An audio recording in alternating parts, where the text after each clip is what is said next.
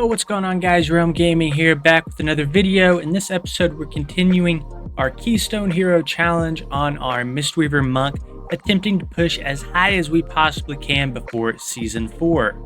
The end goal of this challenge is, of course, going to be 3k Raider IO score. Now, before we get started, please make sure to hit the like and subscribe buttons. This is a really small channel right now, and every single piece of engagement really helps us grow. So thank you guys for your continued support.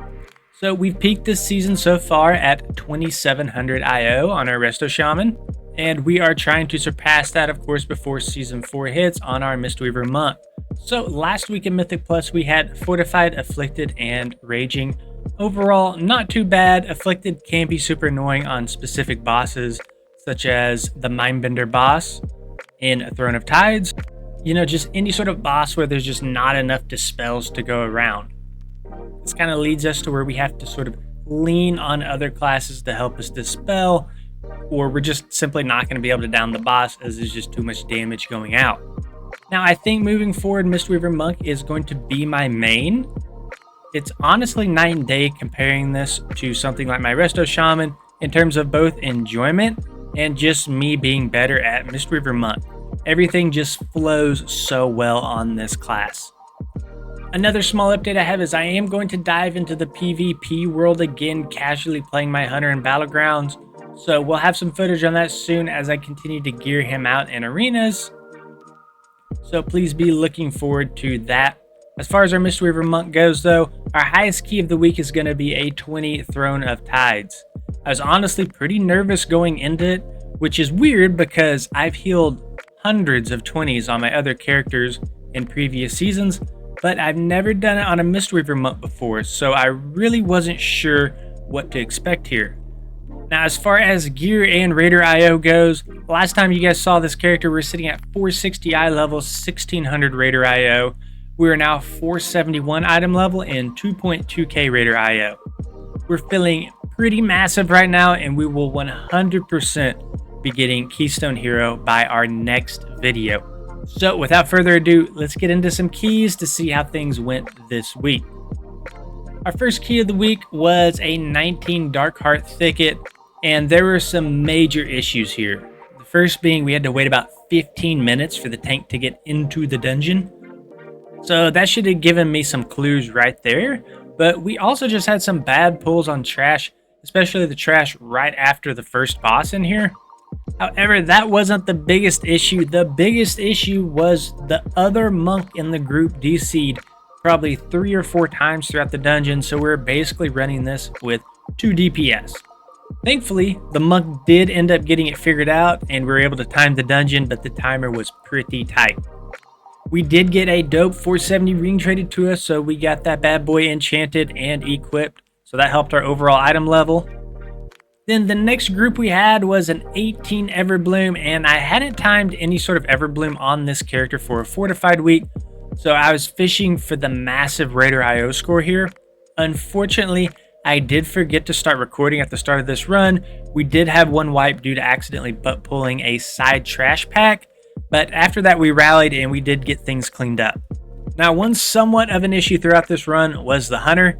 Bro, Blizzard, please buff Hunter's defensives. This dude is getting absolutely nuked the entire dungeon. So we had to funnel a ton of healing into him. But my main concern this dungeon was the Ancient Protectors. I know it's not tyrannical, but there's a lot of issues with staying on top of a target in this fight, especially as Mistweaver Monk, right? Because it's a lot harder to heal if you're not on top of a target doing damage. And those green puddles are just absolutely everywhere. So positioning is just an issue overall in this fight. So while we did struggle a little bit on this fight, it wasn't as bad as I thought, and we got the fight done. Now from here, we pretty much blazed through everything else up until the 4th boss, where I pulled the boss early and got a guy absolutely nuclear missiled off the game. But thankfully, we had a battle res, so it's totally fine. It's like it never happened, right? And unfortunately, at the end of the run, we did not get any loot. Then the time had finally come for my first 20 on this character. I had to recruit an absolute Giga Chad group here to carry me through this thing, and that's exactly what I did. Every single member of this group had at least 3k experience and was 2800 plus on their current characters.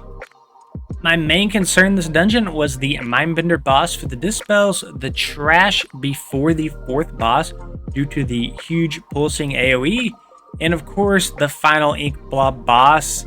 I just hate this boss. I think it's just the worst thing ever. So as expected, the first few bosses and trash went great. In fact, there wasn't a single death in the entire dungeon until about halfway through, so I was pretty happy about that. Now, the 3rd boss, as I said earlier, I was worried about dispels, but that's why I brought this evoker with me to help me out here with dispels, and thankfully, he did just that. Dispels, of course, were still crazy, even with a second dispeller, but he probably cut the amount of work that I had to do as a healer in half. And the straggling dots, I was able to just burst through them with Soothing Mist and Enveloping Mist. After the boss, of course, I had to hit the evoker with a thank you for helping out with the dispels because it makes my job so much easier. So, Mr. Evoker, if you are watching this, you probably aren't, but thank you again. Up next, before the 4th boss, was the trash I was worried about. This being a fortified week, I knew this would be brutal. The first pull in here pretty much popped every single cooldown in my kit. I just barely survived at 3% HP, and that was enough time for me to cocoon myself and heal everybody else up to full. Once again, this is where having the extremely overgeared teammates really helped with this, because the Warlock's huge DPS really helped to minimize the damage here. Afterwards, we had one more insanely huge pack that was surprisingly easy to heal through. I guess just spinning Crane Kick is just that OP.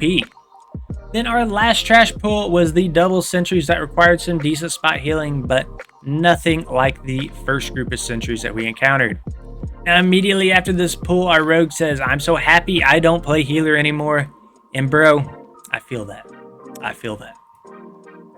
Now for the final boss, normally the boss is an absolute nightmare for me. I think it's because all the movement required makes it hard for me to heal on my caster ult, but on Mistweaver Monk it felt fine. Obviously the insane group I had helped by nuking the boss down in about a minute, and at the end of this boss we did get a 470 eye level belt. That was a 10 eye level upgrade from our current 460 belt, so that was pretty nice. So just an insane group all around and a great way to end the week on this character. Again, this guy is only at 471 eye level, and this dungeon felt absolutely cake on a fort week outside of these sentries. So really excited to biss this guy out and just see how high we can push for the remainder of this season. As far as our vault this week, we got the same eye level weapon and legs. So I was super worried at first that this was just a completely wasted vault. But after looking a little bit more closely, my legs were BIS secondary stats, so they ended up being about a 15 to 20% upgrade for me.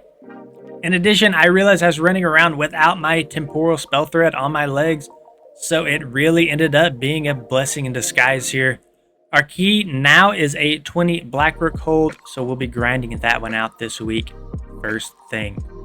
Guys, we will continue throughout the weeks to push on the Mistweaver Monk. If you like the video, please consider liking and subscribing, or if you just want to leave a comment down below, any sort of engagement will help with the channel. Guys, thank you so much for watching. We will see you on the next one.